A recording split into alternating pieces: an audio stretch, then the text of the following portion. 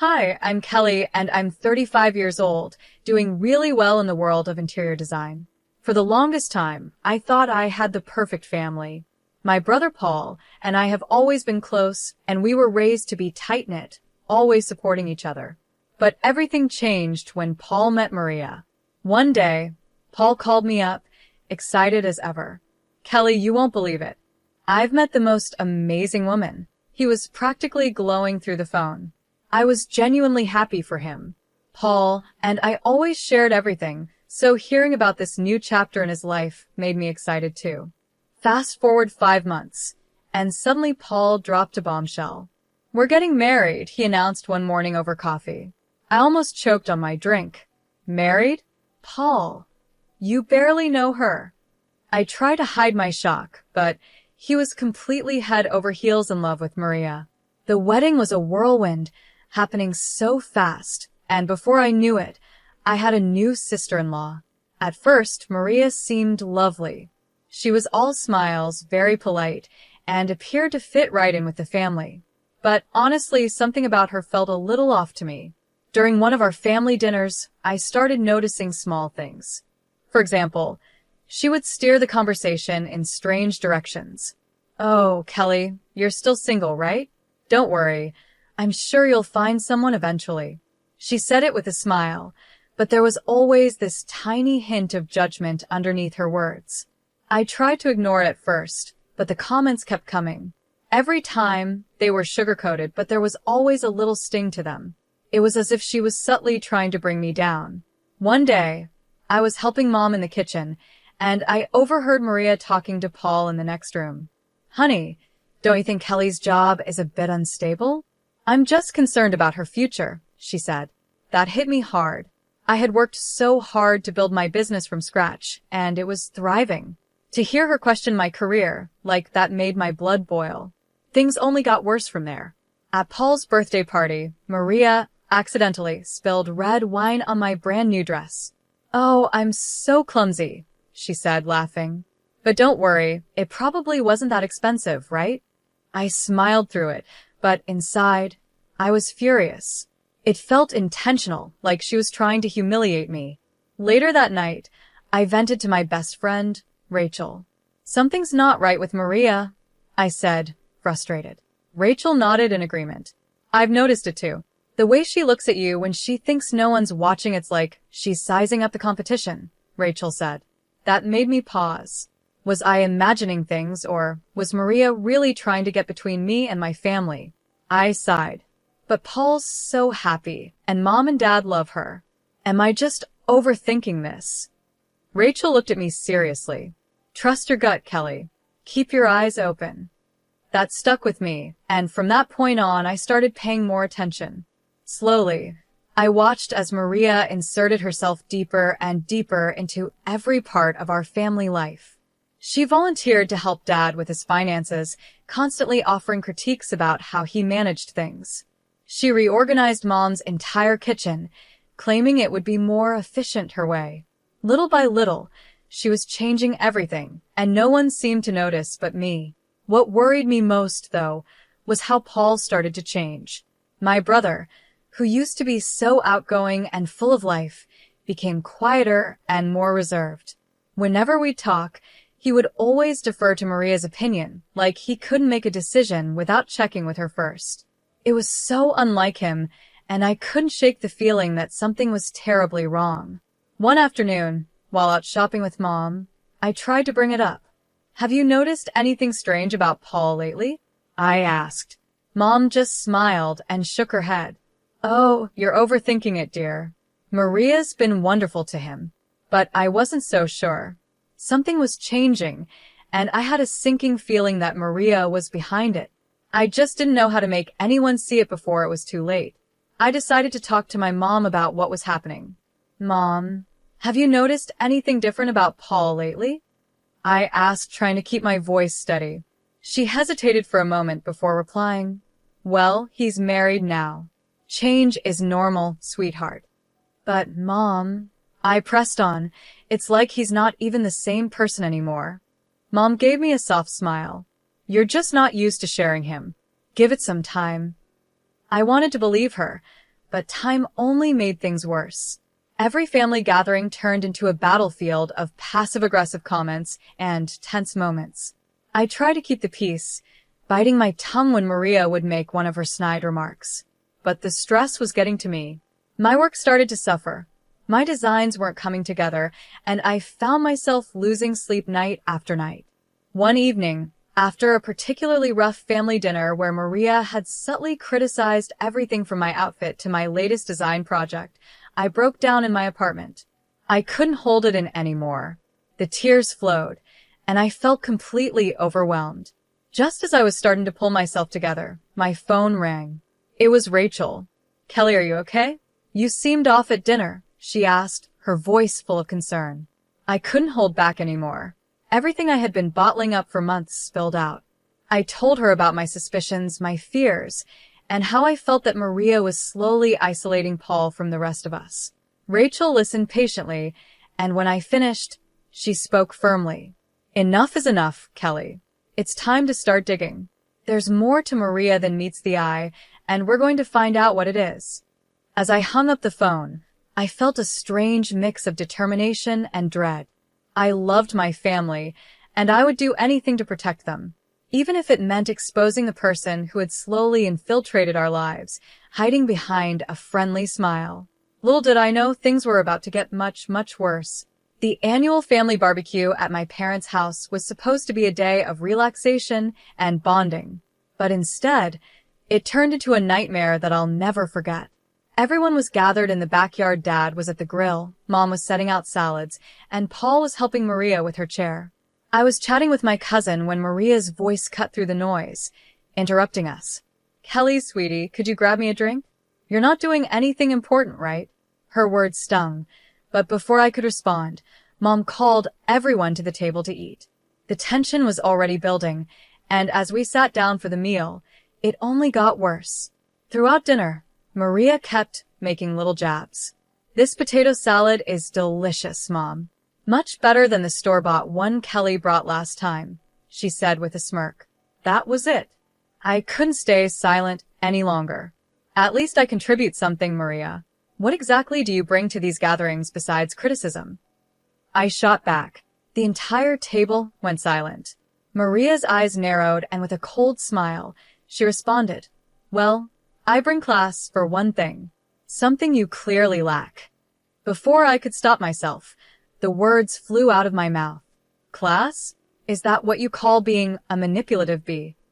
"Kelly," Paul's voice cut through the tension, shocked by my outburst. But I didn't care anymore. I was tired of biting my tongue, tired of pretending everything was fine. Maria stood up from the table, tears welling up in her eyes. "I can't believe you'd say such things after everything I've done for this family," she cried dramatically before storming off. Paul, of course, followed her without a word. I sat there, fuming, as my parents gave me disappointed looks from across the table. I knew they thought I had crossed a line, but I didn't regret what I had said. Maria had pushed me too far, and I couldn't hold it in any longer. Later, after most of the guests had left, I sat alone in the backyard, replaying the entire evening in my mind. What had I done? Would things ever be the same with Paul again? And more importantly, how would I ever get my family to see what Maria was really doing to us? As I was helping to clean up after the family barbecue, Maria cornered me in the kitchen. Her tone was cold and threatening as she whispered, "Listen here, you little nobody. Paul is mine now, and soon, this whole family will see you for the jealous, pathetic person you are." I was stunned by her words. "You're delusional, Maria," I replied, trying to keep my cool. That's when things escalated. Maria grabbed a fistful of my hair and yanked it hard. "Am I?" she hissed, pulling me toward the living room. "Let's see what Paul thinks about his precious sister now." She dragged me by my hair into the living room, where Paul was sitting, chatting with Dad. "Paul, look what your sister did," Maria cried out, putting on her best act of an innocent victim. "She attacked me." Paul turned around, his eyes wide with shock. "Kelly, what the hell?" he said, disbelief clear in his voice. I tried to explain, but Maria's fake tears and dramatic performance drowned me out. Paul wasn't even listening.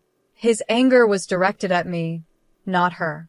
"I think you should leave, Kelly," he said quietly but firmly. Humiliated and furious, I grabbed my things and walked out, my heart heavy with frustration.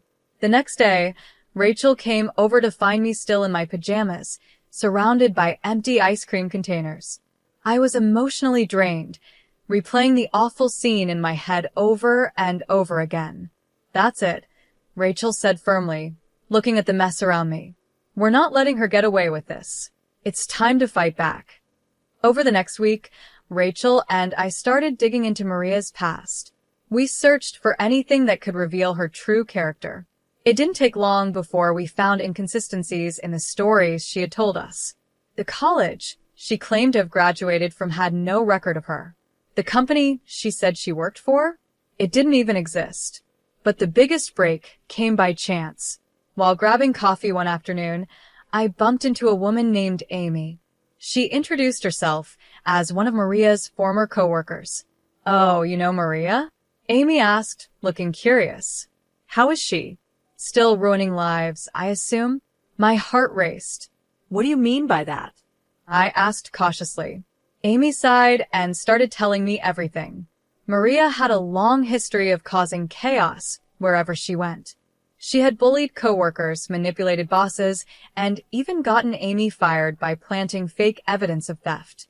Maria knew exactly how to turn situations to her advantage and hurt those who stood in her way. "Be careful," Amy warned me. "Maria is dangerous when she feels cornered." I left the cafe with my head spinning. I finally had proof that Maria wasn't who she claimed to be. But as I reached for my phone to call Paul, I hesitated. Would he even believe me? Or would it just push him further away from me and closer to Maria? I stood there, torn between protecting my brother and preserving what little remained of our relationship. This was just the beginning. Maria's mask had slipped, and now I had a choice to make. How far was I willing to go to expose the truth? After weeks of debating with myself, I finally made a decision. I couldn't let Maria continue her manipulation without a fight. I made a call to James, a private investigator recommended by one of my clients. We agreed to meet at a quiet coffee shop to discuss everything. "So, you want me to dig into your sister-in-law's past?" James asked, glancing down at the folder I had brought with me. I pushed it across the table, feeling the weight of my decisions settle on my shoulders. "Here's everything I've found so far," I said, my voice steady. "But I need more. I need to know everything." James nodded, picking up the folder and flipping through the papers. "All right, I'll see what I can do." Leaving the cafe, I felt a sense of determination that I hadn't felt in a long time. Maria had messed with the wrong person. I was going to protect my family, no matter what it took. Little did I know, the path ahead was going to be even more difficult than I imagined, but I was ready. It was time to uncover who Maria really was, and I wasn't backing down. As James flipped through the pages of the file I gave him, he let out a low whistle. "Your sister-in-law has more red flags than a parade," he said, shaking his head. "I'll see what I can dig up." 5 weeks later, James called me with news that sent chills down my spine. "Kelly, your sister-in-law isn't just a liar, she's a professional con artist. She has multiple identities and fraud charges in 4 different states. And get this, she's been using your brother's business to launder money." My hands started to tremble as I tried to absorb what he was saying. "How?" "How is she doing that?" I asked, barely able to get the words out. "Fake invoices, ghost employees, the whole works," James explained. "Your brother's company is a ticking time bomb." I thanked James and hung up the phone, my heart pounding. I had to tell Paul. But how could I break this news to him? Just as I was trying to figure out what to do next, my phone buzzed with a text from my mom. "Family dinner tonight. Maria insists." Please come." Great. Just what I needed. The atmosphere at dinner was tense from the moment I walked in. It was like everyone could feel that something was off, but no one wanted to acknowledge it. Maria was all smiles, playing her usual game. But when her eyes met mine, there was something cold and calculating about her stare. Paul was sitting next to her, looking a bit tired. Maria, in her sweetest voice, suddenly said, "Paul, honey, why don't you tell everyone about our vacation plans?" Paul cleared his throat, looking a little uncomfortable. Well, we're thinking of taking a trip. Maybe an extended one. 5 months or so. I nearly choked on my drink. 5 months. I blurted out. What about the business? Maria's smile grew tighter, and she quickly answered for him. Oh, Paul can run things remotely. Right, sweetie? She said, giving him a look that made it clear she was pulling the strings. Paul just nodded, like he didn't have a choice. After dinner, I couldn't hold back anymore. I cornered Paul in the kitchen, my heart pounding. Are you sure about this trip? 5 months is a long time, especially with everything going on at work. Paul sighed, looking worn out. Kelly, please. Maria thinks it'll be good for us. We need some time away from everything. I bit my tongue, realizing how deep Maria's control over him had become. It was like he couldn't see what was happening right in front of him. Over the next few days, I kept thinking about how to help Paul. I knew I couldn't do it alone. I reached out to Amy and some of the other victims I had discovered during my investigation into Maria's past. We formed a small support group, sharing our stories and the evidence we had gathered. We need to stop her before she ruins more lives, Amy said one day during one of our meetings. I nodded, a plan starting to form in my mind. I think I know how, I said, feeling a flicker of hope for the first time in a while. For the next week, I worked tirelessly to gather every piece of evidence I could find. I was determined to expose Maria once and for all. But she wasn't stupid. She must have sensed that something was going on. One evening, as I was leaving my office, I walked to my car and found my tire slashed. My heart sank. A note was tucked under the windshield wiper. It read, "Back off, or next time it won't be just the tires." I stood there, frozen, the fear creeping in. I quickly called Rachel, my hands still shaking. Rachel, she knows. I whispered into the phone. Maria knows I'm onto her. Rachel's voice was calm but firm. Then we need to act now, before she can do any more damage. She was right. There was no more time to waste. Maria had played her game for long enough. It was time to expose the truth and protect my brother from the web of lies she had spun. With Rachel by my side, I set the plan into motion. This was it. There was no turning back now. We were going to take Maria down, and nothing was going to stop us. I called my parents, Paul, and the rest of the family. Emergency family meeting tomorrow night. It's about Paul's safety, I said, my voice firm. As I hung up the phone, doubt crept in. Was I doing the right thing? What if this all backfired? But then, I remembered the defeated look in Paul's eyes, how Maria had manipulated him and everyone else around her. No, this had to be done. The next day seemed to drag on forever. I spent the entire day triple-checking all the evidence I had gathered, making sure every detail was solid. I rehearsed what I was going to say, over and over again in my head. As the evening approached, my phone buzzed with a message from Paul. Maria's not feeling well. We might not make it. My heart sank. Of course, Maria would try to avoid this. I texted back quickly. Please, Paul. It's important. I wouldn't ask if it wasn't. Hours passed, and I heard nothing. I was starting to give up hope when I heard a car pull up outside my apartment. Peeking out the window, I saw Paul helping Maria out of the car. She looked pale and leaned on him dramatically. It was obvious that she was putting on a show. As Paul and Maria entered my apartment, the tension in the room was thick. My parents, Rachel, Amy, and a few others were already there, waiting. Maria clearly didn't expect this kind of gathering. What's going on? Paul asked, confusion evident in his voice. I took a deep breath, trying to steady my nerves. Paul, everyone, it's time you all knew the truth about Maria. I was calm but determined. This was the moment of truth. Maria's eyes narrowed. Kelly, you're being ridiculous, she snapped, but I didn't let her continue. I pulled out a stack of documents from my bag and held them up. Maria, or should I say Amanda? Or is it Lisa? How many identities do you have? I asked, staring straight at her. Paul's face went pale as I laid out the evidence in front of everyone, the fake names, the fraud charges in different states, the money laundering through his business. Amy and the others shared their stories of how Maria had manipulated them, the lies, the deceit, the way she had hurt so many people. Maria tried to interject, her voice growing hysterical. "They're lying, Paul. Baby, you know me," she cried, desperately trying to keep her mask intact. But I could see Paul's disbelief turning into anger. "Is it true?" Paul asked, his voice shaking. "Have you been using my company to launder money?" The mask Maria had been wearing for so long finally cracked. Her sweet, innocent demeanor vanished, replaced by cold, hard fury. "You're all idiots," she hissed, her voice dripping with venom. "Paul, you are so easy to manipulate, and the rest of you? Pathetic." The room went silent. Mom gasped in shock, and Dad clenched his fists. Paul looked utterly heartbroken, his world crashing down around him. Maria saw her way out and made a dash for the door, but Amy was quicker. She stepped in front of Maria, blocking her escape. "Not so fast," Amy said firmly. "The police are on their way." The next few hours were a blur. Maria was arrested, screaming and shouting threats as she was led away in handcuffs. She didn't try to hide her true nature anymore. The mask was gone, and all that was left was the real Maria, manipulative and dangerous. Paul sat in silence for the rest of the evening, trying to process everything that had just happened. It was hard to watch him like that, knowing how much pain Maria had caused him.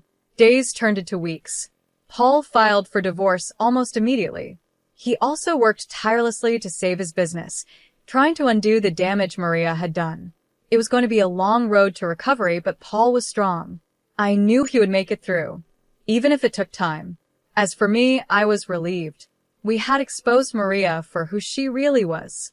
I had protected my family, and even though it was a painful experience, I knew we were all better off now that Maria was out of our lives for good. In the end, it wasn't just about the evidence or the lies.